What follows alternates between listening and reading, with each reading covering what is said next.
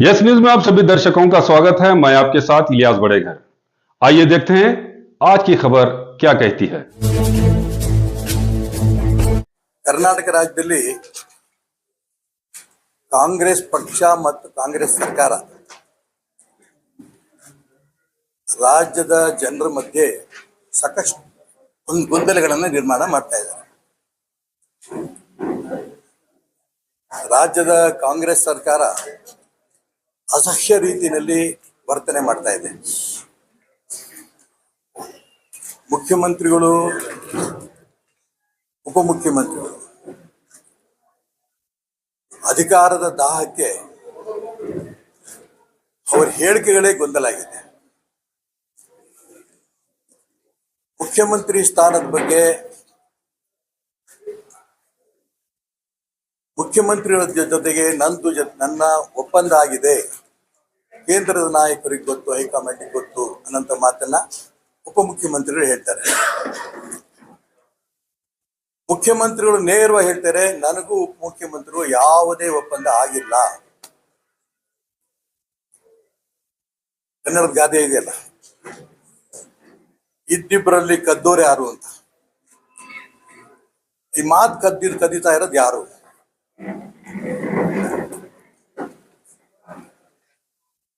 ಇದ್ರ ಮಧ್ಯೆ ಇಡೀ ಸಮಾಜವನ್ನ ಛಿದ್ರ ಮಾಡಿದ್ರು. ಎಲ್ಲರೂ ನಾವು ಪೂಜ್ಯ ಭಾವನೆಯಿಂದ ಧಾರ್ಮಿಕ ಗುರುಗಳನ್ನ ಗೌರವಿಸ್ತೇವೆ. ಕುರುಬರ ಸಮಾಜ ಸ್ವಾಮಿಗಳು ಸಿದ್ದರಾಮಯ್ಯನ ಪರ ಹೇಳಿಕೆ, ಒಕ್ಕಲಿಗರ ಸಮಾಜ ಸ್ವಾಮಿಗಳು ಡಿ ಕೆ ಶಿವಕುಮಾರ್ ಪರವಾಗಿ ಹೇಳಿಕೆ, ದಲಿತ ಸಮಾಜ ಸ್ವಾಮಿಗಳು ದಲಿತ ಪರವಾಗಿ ಹೇಳಿಕೆ. ಇದು ಜೊತೆಗೆ ಸ್ವಾಮಿಗಳು ಹೊಡೆದಿದ್ದಷ್ಟೇ ಅಲ್ಲ, ಶಾಸಕರು ಗುಂಪು, ಕಾರ್ಯಕರ್ತರು ಗುಂಪು, ಮಂತ್ರಿಗಳು ಗುಂಪು, ಈ ರೀತಿ ಗುಂಪುಗಾರಿಕೆ ಏನು ಮಾಡಬೇಕು ಅನ್ನೋದನ್ನ ಜನಕ್ಕೂ ಅನುಮಾನ, ಕಾರ್ಯಕರ್ತರಿಗೂ ಅನುಮಾನ, ಅಧಿಕಾರಿಗಳು ಅಂತೂ ಆರಾಮ ಮಲಗಿಯಾರೆ, ಯಾವ ಅಭಿವೃದ್ಧಿ ಕೆಲಸನೂ ಇಲ್ಲ. ಈ ಮಧ್ಯೆ ಇಬ್ರು ಹೇಳ್ತಾ ಇದ್ರು, ಹೈಕಮಾಂಡ್ ತೀರ್ಮಾನಕ್ಕೆ ನಾವು ಬದ್ಧ. ತುಂಬಾ ಆಶ್ಚರ್ಯ ಅಂತಂದ್ರೆ, AICC ಅಧ್ಯಕ್ಷರು ಮಾನ್ಯ ಮಲ್ಲಿಕಾರ್ಜುನ್ ಖರ್ಗೆ ಅವರು,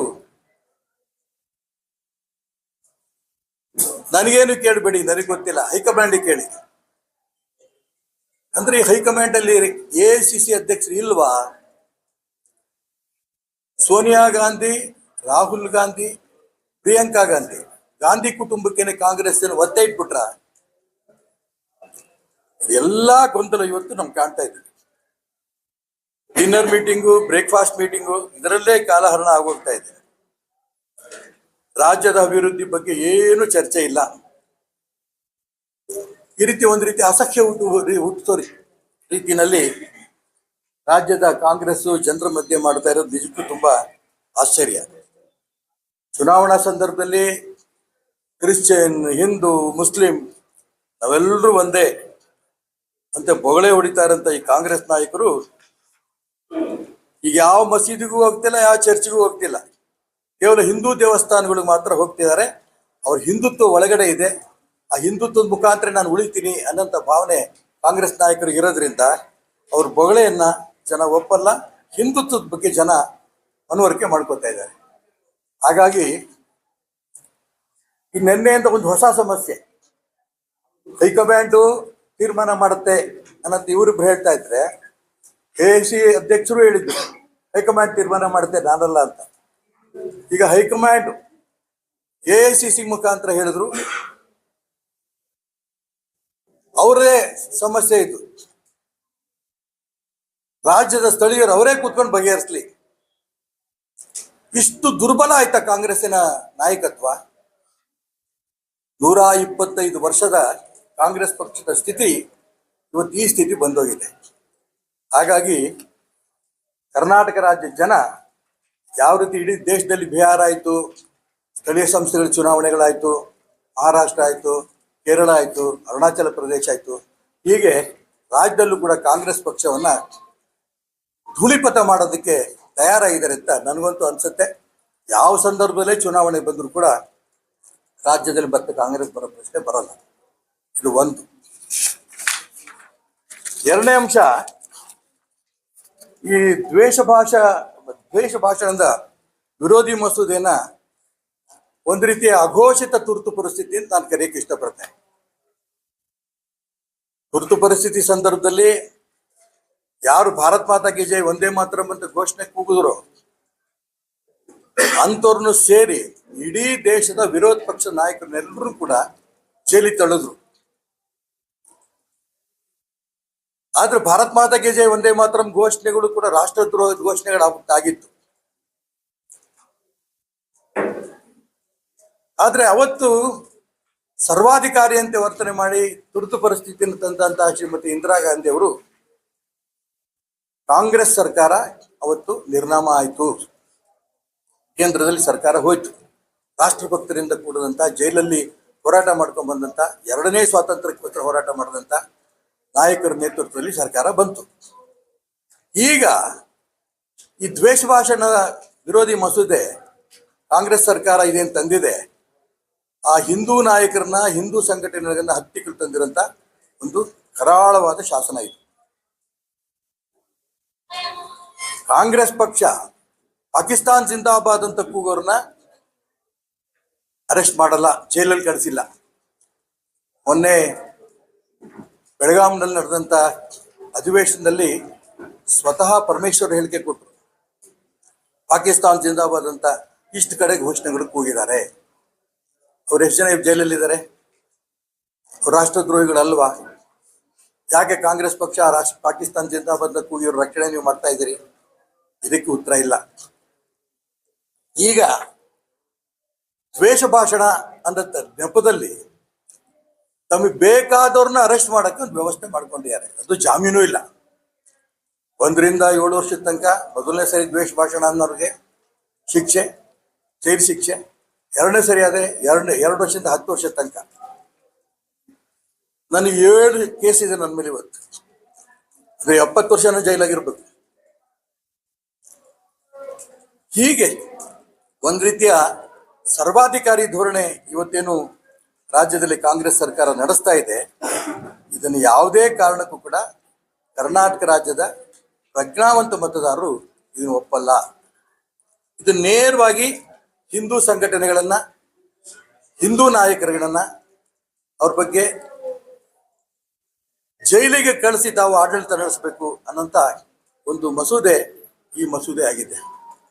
ಯಾವುದೇ ಸಂದರ್ಭದಲ್ಲಿ ಚುನಾವಣೆ ಬರಲಿ, ನಾನು ನೇರವಾಗಿ ಹೇಳಕ್ಕೆ ಇಷ್ಟಪಡ್ತೇನೆ, ಆ ಚುನಾವಣೆಯ ಚರ್ಚೆ ಹಿಂದುತ್ವದ ಪರ ಇರೋದು ಯಾರು, ಹಿಂದುತ್ವದ ವಿರೋಧ ಇರೋದು ಯಾರು, ನೇರ ಚುನಾವಣೆ ಬರುತ್ತೆ. ಇದಕ್ಕೆ ಮುನ್ನುಡಿ ಇವತ್ತು ದ್ವೇಷ ಭಾಷಣದ ವಿರೋಧ ಮಸೂದೆಯನ್ನ ರಾಜ್ಯದ ಕಾಂಗ್ರೆಸ್ ಸರ್ಕಾರ ತಂದಿದೆ. ತುಂಬಾ ಸ್ಪಷ್ಟವಾಗಿ ಹೇಳ್ತೇನೆ, ಹಿಂದುತ್ವದ ಪರವಾಗಿರೋಂಥ ಸರ್ಕಾರ ಕರ್ನಾಟಕ ರಾಜ್ಯದಲ್ಲೂ ಕೂಡ ಮತ್ತೆ ಬರುತ್ತೆ ಅನ್ನೋಂಥ ವಿಶ್ವಾಸ ನನಗಿದೆ. ನಾನು ಕೊನೆಯದಾಗಿ ರಾಜ್ಯಪಾಲರಿಗೆ ಮನವಿ ಮಾಡ್ತೇನೆ, ಈ ಒಂದು ದ್ವೇಷ ಭಾಷಣದ ವಿರೋಧಿ ಮಸೂದೆಯನ್ನು ರಾಜ್ಯ ಸರ್ಕಾರ ಪಾಸ್ ಮಾಡಿದೆ, ಇದನ್ನ ಯಾವ ಕಾರಣಕ್ಕೂ ತಾವು ಒಪ್ಪಿಕೊಡುದು, ಇದನ್ನ ಅಂಕಿತ ಹಾಕ್ಲೇ ಕೊಡುದು ಅಂತ ಪ್ರಾರ್ಥನೆ ಕೂಡ ನಾನು ಅವ್ರಿಗೆ ಮಾಡಕ್ಕೆ ಇಷ್ಟಪಡ್ತೇನೆ. ಸರ್,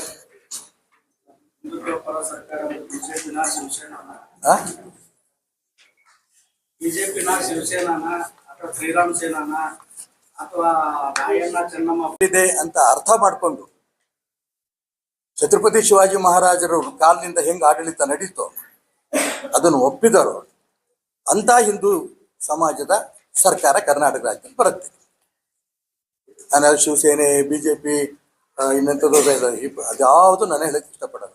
ಹಿಂದುತ್ವವನ್ನು ಯಾರು ಒಪ್ತಾರೋ, ಯಾಕೆಂದ್ರೆ ಎಲ್ಲಾ ಪೊಲಿಟಿಕಲ್ ಪಾರ್ಟಿಲೂ ಕೂಡ ಇವತ್ತು ಅಧಿಕಾರದ ದಾಹ ಕಾಣ್ತಾ ಇದ್ದೀವಿ. ಇದಲ್ದೇನೆ ಪ್ರಾಮಾಣಿಕವಾಗಿ ಹಿಂದುತ್ವವನ್ನ ಬರೆಸ್ತೀವಿ, ಅದಕ್ಕೆ ಬೆಂಬಲ ಕೊಡ್ತೀವಿ ಅನ್ನೋಂಥ ಸರ್ಕಾರ ಖಂಡಿತ ಕರ್ನಾಟಕ ರಾಜ್ಯದಲ್ಲಿ ಬರುತ್ತೆ. ಯಾರು ಹಿಂದುತ್ವವನ್ನು ವಿರೋಧ ಮಾಡ್ಕೊಂಡ್ ಬಂದಿದ್ದಾರೋ ಗಮನಿಸಿ ನೀವು, ಇದೆಲ್ಲ ಇತ್ತೀಚಿನ ನಡೆದಂತ ಚುನಾವಣೆ ಹಿಂದುತ್ವವನ್ನ ನೇರವಾಗಿ ಟೀಕೆ ಮಾಡೋದು, ಹಿಂದುತ್ವವನ್ನು ದಮನ ಮಾಡೋಂಥ ಪ್ರಯತ್ನ ಮಾಡೋದಂತ ಕಾಂಗ್ರೆಸ್ ಎಲ್ಲ ಕಡೆನೂ ಕೂಡ ನಿರ್ನಾಮ ಆಗಿ ಹೋಗ್ತಾ ಇದೆ. ಯಾವಾಗ ಅವ್ರಿಗೆ ಬುದ್ಧಿ ಬರುತ್ತೋ ಬಿಡುತ್ತೋ ಗೊತ್ತಿಲ್ಲ. ನೋಡೋಣ. ಈ ಚುನಾವಣೆ ಕಳೆದ ನಂತರ ಇನ್ನೆರಡು ಸ್ಟೇಟ್ ಉಳಿಯುತ್ತೆ, ಒಂದು ತೆಲಂಗಾಣ, ಇನ್ನೊಂದು ಹಿಮಾಚಲ ಪ್ರದೇಶ. ಆ ಚುನಾವಣೆಗಳು ಬರೋಂಥ ಪರಿಸ್ಥಿತಿ ಏನು ಗೊತ್ತು. ನಾನು 100ಕ್ಕೆ 100 ಹೇಳ್ತೇನೆ, ಕರ್ನಾಟಕ ರಾಜ್ಯದಲ್ಲಿ ಹಿಂದುತ್ವದ ಪರ ಇರೋಂಥ ಸರ್ಕಾರ ಬರುತ್ತೆ. ಈಗ ನಾಳೆ ಸಮಾವೇಶದಲ್ಲಿ ನೀವು ಪಾಲ್ಗೊಳ್ತಾ ಇದ್ದೀರಾ? ಯಾವ ಸಮಾವೇಶ? 100ಕ್ಕೆ 100 ಭಾಗವಹಿಸ್ತೀನಿ ನಾನು. ಇದೊಂದೇ ಅಲ್ಲ, ಎಲ್ಲೆಲ್ಲಿ ಮಾಡ್ತಾರೋ ಎಲ್ಲ ಕಡೆ ನಾನು ಹೋಗ್ತೀನಿ. ಈಗಾಗಲೇ 5-6 ಕಡೆ ಮಾಡಬೇಕು ಅಂತ ಅವತ್ತು ಚರ್ಚೆ ಆಗಿತ್ತು ಬೆಳಗಾಂನಲ್ಲಿ. ಎಲ್ಲ ಪ್ರಮುಖರು ಸೇರಿದಂಥ ಸಭೆ. ಅದರಲ್ಲಿ ಪ್ರತಾಪ್ ಸಿಂಹ ಇದ್ರು, ಬಸವನಗೌಡ ಪಾಟೀಲ್ ಇದ್ರು, ಸಿ ಟಿ ರವಿ ಇದ್ರು, ಪ್ರಮೋದ್ ಮುತಾಲಿಕ್ ಇದ್ರು, ಎಲ್ಲರೂ ಇದ್ರು. ಅಲ್ಲಿ ಹಿಂದುತ್ವದ ಬಗ್ಗೆ ಇವತ್ತು ರಾಜ್ಯದಲ್ಲಿ ಅನ್ಯಾಯ ನಡೀತಾ ಇದೆ. ಕನ್ನಾರಿ ಸ್ವಾಮಿಗಳಿಗೂ ಸೇರಿ ಇದನ್ನ ಯಾವ ಕಾರಣಕ್ಕೂ ಬಿಡಬಾರ್ದು, ಜನರ ಮುಂದೆ ತಗೊಂಡು ಜನಾಂದೋಲನ ಮಾಡಬೇಕು ಅನ್ನೋ ಉದ್ದೇಶದಲ್ಲಿ ಮಾಡಿದ್ದಾರೆ. ಎಲ್ಲೆಲ್ಲಿ ಮಾಡ್ತಾರೋ ಎಲ್ಲ ಕಡೆ ಹೋಗ್ಬೇಕು ಅಂತ ವೈಯಕ್ತಿಕ ನನಗೆ ಆಸಕ್ತಿ ಇದೆ. ಆ ಆಸಕ್ತಿಗೋಸ್ಕರ ನಾನು ಇಲ್ಲಿ ಬಂದೆ. ಎಲ್ಲದಕ್ಕೂ ಎಲ್ಲರೂ ಬರಬೇಕು ಅಂತೇನಿಲ್ಲ. ಹೌದಪ್ಪ, ಎಲ್ಲದಕ್ಕೂ ಎಲ್ಲರೂ ಬರಬೇಕು ಅಂತೇನಿಲ್ಲ ಅಂತೆ. ಅಲ್ಲೊಂದು 150-200 ಜನ ಇದ್ರು. ಎಲ್ಲ ಸಮಾವೇಶಕ್ಕೆ ಬಂದು ಎಲ್ಲರ ಭಾಷಣ ಹೊಟ್ಟು ಜನ ಹೊಡೋಗ್ತಾರೆ. ಯಾರಿಗೆ ಆಸಕ್ತಿ ಇರೋ ಬರ್ತಾರೆ, ಬಂದವರಲ್ಲಿ ಯಾರೋ ಒಬ್ರಿಬ್ರು ಮಾತಾಡ್ತಾರೆ. ಸ್ವಾಮಿಗಳೇನು ಮಾತಾಡ್ತಾರೋ ಆ ಮಾತುಗಳು ಕೇಳ್ಕೊಂಡು ಹೋಗ್ತೀವಿ. ಒಟ್ಟಾರೆ ಹಿಂದೂ ಜಾಗೃತಿ ಶುರುವಾಗಿದೆ ಇಲ್ಲಿಂದ.